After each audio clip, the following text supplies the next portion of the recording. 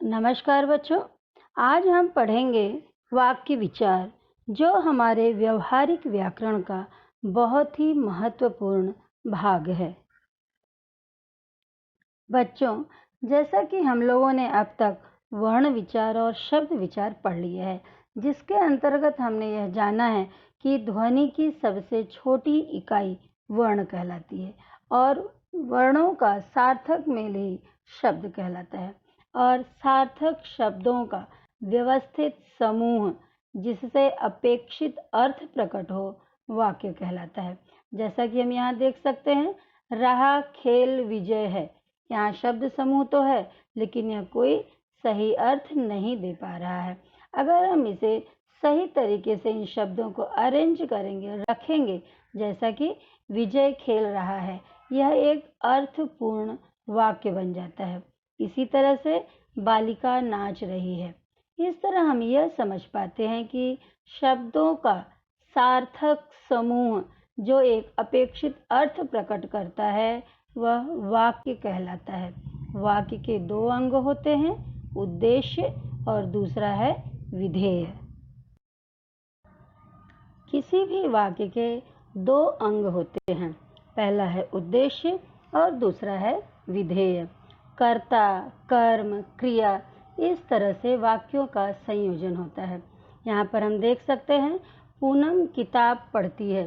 किताब कौन पढ़ रहा है? पूनम। यह कर्ता है, यानी कार्य को करने वाली, यह उद्देश्य है। सचिन दौड़ता है। सचिन उद्देश्य है, क्योंकि यह कार्य कर रहा है, यह कर्ता है। इस वाक्य में हम देख रहे हैं कि सचिन और पूनम के बारे में कुछ कहा जा रहा है, अतः ये उद्देश्य है। यदि यह वाक्य होता, राधा की बेटी पूनम किताब पढ़ती है, तो राधा की बेटी पूनम यह कर्ता का विस्तार होता। ठीक है। मेरा छोटा भाई सचिन दौड़ता है। मेरा छोटा भाई सचिन, यह कर्ता का विस्तार होता। परिश्रम करने वाला व्यक्ति सदा सफल होता है। इस वाक्य में कर्ता व्यक्ति का विस्तार परिश्रम करने वाला है, यानी कि यहाँ पे किस चीज़ के बारे में बताया जा रहा है? व्यक्ति। व्यक्ति की बात है कि वो सफल होता है, लेकिन कैसा व्यक्ति सफल होता है? परिश्रम करने वाला। अर्थात यहाँ पर व्यक्ति करता है और इसका विस्तार क्या है? परिश्रम करने वाला। वाक्य का दूसरा अंग है विधेय। उद्देश्य के विषय में जो कुछ कहा जाता है उसे विधेय कहते हैं। जैसा कि हम लोगों ने पीछे देखा कि पूनम किताब पढ़ती है में पूनम उद्देश्य है, करता है। यहाँ पर देख सकते हैं कि पूनम के अलावा, पूनम के अतिरिक्त जो है वो किताब पढ़ती शब्द है, जिसे कि हम विधेय कहते हैं, क्योंकि वह पूनम के विषय में, उद्देश्य के विषय में, कर्ता के विषय में बता रहा है। इसी तरह हमने इसके पहले देखा था कि राधा की बेटी पूनम किताब पढ़ती है में राधा की बेटी पूनम क्या था? उद्देश्य का विस्तार था। इसी तरह से यहाँ पर विधेय का भी विस्तार होता है। जैसे यदि होता है राधा की बेटी पूनम हिंदी की किताब पढ़ती है, तो यहाँ पर हिंदी की किताब पढ़ती है, सब क्या होता? विधेय होता। इस तरह से हम समझ पाते हैं कि वाक्य के कर्ता उद्देश्य को अलग करने के बाद वाक्य में जो कुछ भी शेष रह जाता है वह विधेय कहलाता है। इसके अंतर्गत हमने अब तक जो समझा, विधेय का विस्तार भी आता है। जैसे लंबे बालों वाली लड़की अभी अभी एक बच्चे के साथ दौड़ते हुए उधर गई। इतने बड़े से वाक्य में हम देख सकते हैं असल में क्या है? लड़की गई, इतना ही शब्द है। इसके पहले लंबे लंबे बालों वाली लड़की, ये क्या है? ये उद्देश्य का विस्तार कर रहा है। और अभी अभी एक बच्चे के साथ दौड़ते हुए उधर गई, ये क्या हुआ? ये विधेय का विस्तार कर रहा है। ठीक है। इस तरह से हम देख पाते हैं कि वाक्य के दो अंग हैं, जिसे हिंदी में उद्देश्य और विधेय कहते हैं, अंग्रेजी में इसे सब्जेक्ट एंड प्रेडिकेट कहते हैं। अब तक हम लोगों ने वाक्य के अंगों के बारे में जाना। अब हम जानते हैं वाक्य के भेद। रचना के आधार पर वाक्य के तीन भेद होते हैं: सरल वाक्य अर्थात सिंपल सेंटेंस, संयुक्त वाक्य कंपाउंड सेंटेंस और मिश्रित वाक्य कॉम्प्लेक्स सेंटेंस। आइए सबसे पहले हम जानते हैं सरल वाक्य के बारे में। जिस वाक्य में एक ही विधेय होता है, एक ही क्रिया होती है और कर्ता एक से अधिक होते हैं, उसे सरल वाक्य अथवा साधारण वाक्य कहते हैं। हम देख सकते हैं यहाँ पे मुकेश पढ़ता है, राकेश ने भोजन किया। यहाँ पर उद्देश्य अथवा कर्ता एक है और उसकी क्रिया भी एक ही है, लेकिन बच्चे मैदान में खेल रहे हैं। इस वाक्य में बच्चा एक से अधिक करता है। मैदान में खेलने की क्रिया एक ही है, लेकिन जो उद्देश्य है वह एक नहीं है, एक से ज़्यादा बच्चे हैं, यानी कि कर्ता जो है वो एक से अधिक है।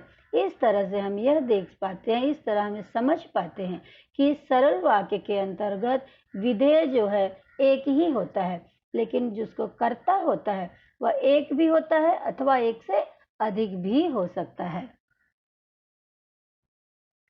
संयुक्त वाक्य, जिन वाक्यों में दो या दो से अधिक सरल वाक्य समुच्चय बोधक अव्ययों से जुड़े हुए होते हैं, उन्हें संयुक्त वाक्य कहते हैं।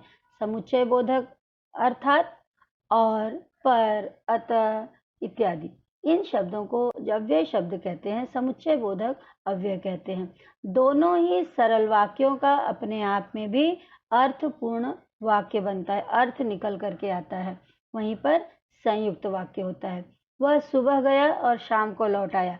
यहाँ पर वह सुबह गया का भी एक अपने आप में स्वतंत्र अर्थ है, शाम को लौट आया भी अपने आप में स्वतंत्र है।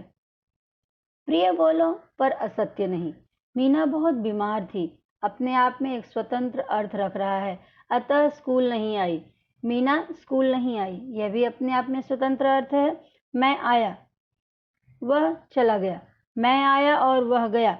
यहाँ पे हम देख सकते हैं कि समुच्चय बोधक अव्यय के द्वारा दो सरल वाक्यों को जोड़ा गया है, जोड़ करके एक पूर्ण वाक्य बनाया गया है। इन दोनों सरल वाक्यों का भी अपना एक स्वतंत्र अर्थ होता है। मिश्रित वाक्य, जिन वाक्यों में एक प्रधान उपवाक्य हो और अन्य आश्रित उपवाक्य हो तथा जो आपस में कि, जो, क्योंकि, जितना, उतना, जैसा, वैसा, जब, तब इत्यादि योजक शब्दों से जुड़े हुए होते हैं, उन्हें मिश्रित वाक्य कहते हैं। यहाँ पर एक आश्रित वाक्य होता है और एक मुख्य वाक्य होता है, अर्थात एक वाक्य दूसरे से संबंध रखता है। अपने अर्थ को प्रकट करने के लिए आश्रित वाक्य पर आश्रित होता है, यानी कि उसको सहारा होता है। जैसा कि यहाँ उदाहरण हम देख सकते हैं, माँ ने कहा कि शाम को जल्दी लौट आना। यहाँ पर हम देख सकते हैं कि योजक शब्द लगा हुआ है, शाम को जल्दी लौट आना। माँ ने कहा कि, क्या कहा, हमें पूरा उत्तर हमें समझ में नहीं आया है। समझ में कब आएगा? शाम को जल्दी लौट आना, यानी माँ ने क्या कहा है? शाम को जल्दी लौट आना। यहाँ पे हम देख सकते हैं कि एक मुख्य वाक्य है, माँ ने कहा, और शाम को जल्दी लौट आना यह आश्रित है उसके ऊपर। उसी तरह जहाँ जहाँ सिंचाई की व्यवस्था है वहाँ वहाँ फसलें खूब पैदा होती हैं। जहाँ जहाँ सिंचाई की व्यवस्था है क्या होता है? वहाँ वहाँ फसलें खूब पैदा होती हैं। यानी कि एक वाक्य जो है यहाँ गौण होता है और दूसरा वाक्य जो होता है मुख्य वाक्य होता है। यानी एक प्रधान वाक्य अपने दूसरे उपवाक्य पर आश्रित होता है। जब सूरज उगता है तब अंधेरा दूर हो जाता है। अंधेरा कब दूर होता है? सूरज के उगने पर दूर हो जाता है। जहाँ जहाँ सरदार पटेल गए उनका भव्य स्वागत हुआ। सरदार पटेल का भव्य स्वागत कहाँ पर हुआ? जहाँ जहाँ वे गए। यानी कि मुख्य वाक्य हो और उसके साथ आश्रित अथवा गौण उपवाक्य हो और आपस में वो सभी योजक शब्दों के द्वारा जुड़े हुए होते हैं, वहाँ पर मिश्रित वाक्य होता है। हम फिर से मिश्रित वाक्य का स्पष्टीकरण एक बार और देखेंगे। अमित ने वह घर खरीदा जो उसके चाचा का था। जैसा कि हम यहाँ देख सकते हैं, इसमें दो उद्देश्य हैं एवं दो उपवाक्य हैं।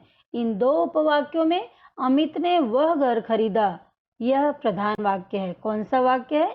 प्रधान अथवा मुख्य वाक्य है, एवं जो उसके चाचा का था यह वाक्य आश्रित वाक्य है। यानी अमित ने वह घर खरीदा। कौन सा घर खरीदा? उसके चाचा का घर था, उसको खरीदा। चाचा का घर यहाँ पर आश्रित है और अमित ने वह घर खरीदा, यह क्या है? प्रधान वाक्य है।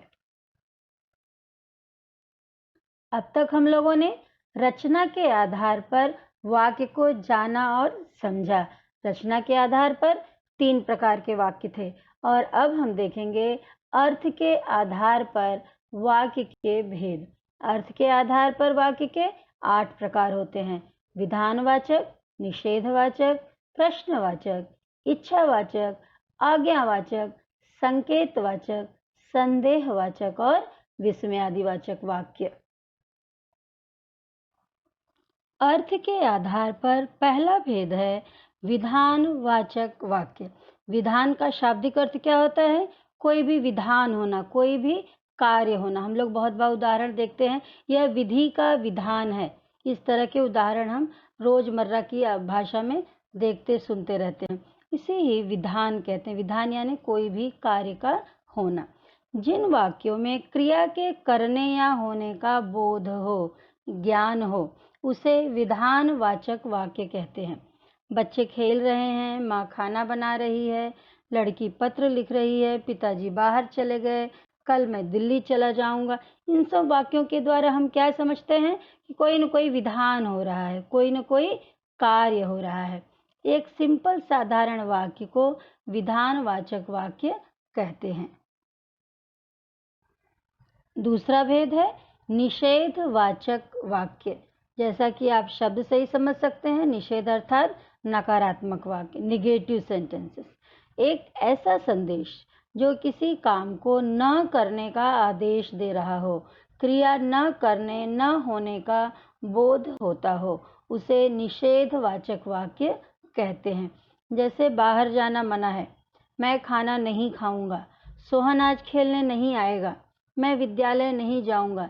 इन वाक्यों में हम देख सकते हैं कि प्रायः न, नहीं, मत जैसे शब्दों का प्रयोग किया जाता है।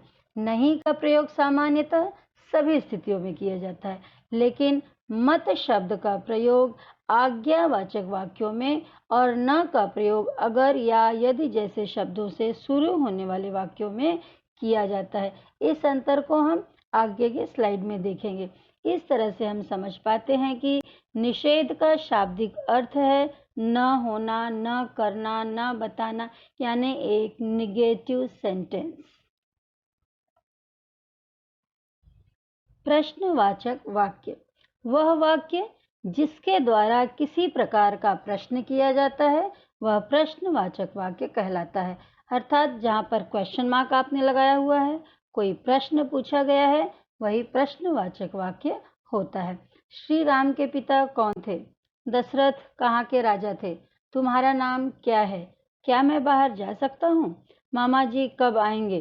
क्या मैं खाना खा लूँ? यानी जहाँ पर कोई न कोई प्रश्न पूछा जाता है, वहाँ पर ही प्रश्नवाचक वाक्य होता है। इच्छावाचक वाक्य जिन वाक्यों में किसी इच्छा, आकांक्षा या आशीर्वाद का बोध होता है, उन्हें इच्छावाचक वाक्य कहते हैं। मेरा आज बाहर जाने का मन हो रहा है, क्या एक आकांक्षा है। आप अच्छे अंकों से पास हो, सदा कल्याण हो, अच्छे के लिए आशा, नव वर्ष मंगलमय हो, यानी यहाँ पे आशीर्वाद दिया गया है। बच्चों, हम सब लोग देखते हैं कि जिस तरह से जितने भी हमारे ये अर्थ के आधार पर वाक्य के प्रकार हैं, इनके नाम में ही पूरा वाक्य छिपा हुआ है। जैसा कि नाम है इच्छावाचक वाक्य, यानी कि इच्छा को बताने वाला, इच्छा का सूचक। विधानवाचक यानी विधान का सूचक। इस तरह से इनके नाम में ही पूरा वाक्य के प्रकार आप किसी तरह से याद कर सकते हैं। बहुत सरलता से इसे आप समझ सकते हैं। आज्ञार्थक वाक्य जिस वाक्य में किसी तरह का उपदेश, आज्ञा व आदेश दिया गया हो, उसे आज्ञार्थक वाक्य कहते हैं। यानी कि आज्ञा दिए जाने वाला, उपदेश दिए जाने वाला वाक्य। तुम बाहर जाओ, एक तरह से आज्ञा दी गई है, निर्देश दिया गया है। निरंतर कोशिश करने वाले कभी हारते नहीं। तुम खेलने के लिए बाहर जा सकते हो। तुम मेरे लिए पानी लाओ, दरवाज़ा बंद करो, यानी एक तरह से यहाँ उपदेश है, आदेश है, आज्ञा है। जहाँ पर आज्ञा दी गई हो, उपदेश और आदेश दिया गया हो, ये सारी चीज़ें कहाँ क्या कहे जाते हैं? आज्ञार्थक वाक्य। नाम से आप इसे फिर से सरलता से समझ सकते हैं। आज्ञार्थक, आज्ञा देने वाला, आज्ञा के अर्थ को स्पष्ट करने वाला वाक्य। संकेतवाचक वाक्य, जिस वाक्य में एक क्रिया के दूसरी क्रिया पर निर्भर होने का संकेत हो, शर्त हो, उसे संकेतवाचक वाक्य कहते हैं। जैसे यदि बारिश होती तो पानी की कमी न होती। पानी की कमी न होने के लिए किस चीज़ का संकेत दिया गया है? बारिश होना चाहिए था। अगर बारिश हो जाता तो पानी कम न पड़ता। अगर आज तुम जल्दी उठ जाते तो स्कूल के लिए लेट नहीं होते। मेरा वह खिलौना टूट गया जो मामा लाए थे, यानी कहीं न कहीं ये संकेत कर रहा है, एक शर्त दे रहा है। जो परिश्रम करेगा वह सफल हो जाएगा। अगर जो इंसान परिश्रम करता है वह सफल हो जाता है, यानी कि यह एक शर्त है कि तुम्हें परिश्रम करना है यदि तुम सफलता पाना चाहते हो। यानी कि जिस वाक्य में कोई संकेत किया गया हो, कोई शर्त हो, उसे इंडिकेटिव वाक्य अथवा संकेतवाचक वाक्य कहते हैं। संदेहवाचक वाक्य, जिन वाक्यों में संदेह का बोध होता है, कोई डाउट होता है, उन्हें संदेहवाचक वाक्य कहते हैं। संभवतः वह सुधर जाएगा। शायद मैं कल बाहर जाऊं, शायद जाऊं अथवा ना जाऊं। आज वर्षा हो सकती है। शायद वह मान जाए, माने या ना माने पता नहीं है। शायद, संभवतः वह पहुंच गया होगा। यानी यहाँ पर हम देख सकते हैं कि जिन वाक्यों में किसी प्रकार का डाउट हो, संदेह हो, वहां पर संदेहवाचक वाक्य होता है। विस्मयादिवाचक वाक्य, जिस वाक्य में विस्मय, हर्ष, क्रोध, घृणा आदि के भाव प्रकट हो, उसे विस्मयादिबोधक वाक्य कहते हैं। जैसे, अरे तुम कितनी सुंदर लग रही हो, बस करो, तुम्हें कुछ समझ में नहीं आता। छी, कितना गंदा पानी है। हे राम, बहुत बुरा हुआ। काश मेरी माँ साथ होती। वाह, कितना सुंदर घर है। यहाँ हम देख सकते हैं कि सिर्फ अच्छी बातें, पॉजिटिव सेंटेंस नहीं होता है। अरे तुम कितनी सुंदर लग रही हो और छी कितना गंदा पानी है। दोनों तरफ हम देख सकते हैं कि ये विस्मय पैदा कर रहा है, आश्चर्य पैदा कर रहा है। कहीं हर्ष है तो कहीं क्रोध है, कहीं घृणा है। हे राम, बहुत बुरा हुआ, यानी किस तरह का भाव है? एक तरह से हमारे अंदर एक तरह की आत्मा दुखी सा हो रहा है, बहुत बुरा हो गया किसी के साथ, यानी हम यहाँ विस्मय प्रकट कर रहे हैं। ऐसे स्थान पर विस्मयादिवाचक शब्द का प्रयोग किया जाता है। यहाँ पे हम देख सकते हैं विस्मयादिवाचक वाक्यों में इस तरह से एक विस्मयादिबोधक चिन्ह लगे हुए होते हैं। अरे, बस, छी, राम, काश, वाह इत्यादि शब्दों का प्रयोग यहाँ पर किया जाता है। आइए बच्चों, हम लोग एक बार दोहराते हैं कि अब तक हम लोगों ने वाक्य विचार के अंतर्गत क्या क्या पढ़ा और समझा। वाक्य के दो अंग होते हैं, उद्देश्य और विधेय। रचना के आधार पर तीन भेद होते हैं, सरल, संयुक्त और मिश्र वाक्य। अर्थ के आधार पर वाक्य के 8 भेद होते हैं, विधानवाचक वाक्य, निषेधवाचक वाक्य, प्रश्नवाचक, इच्छावाचक, आज्ञावाचक, संकेतवाचक, संदेहवाचक और विस्मयादिवाचक वाक्य। धन्यवाद बच्चों। आशा है आप लोगों को वाक्य विचार बहुत अच्छी तरह से समझ में आ गया होगा। इसे लाइक, शेयर और सब्सक्राइब करना ना भूलें।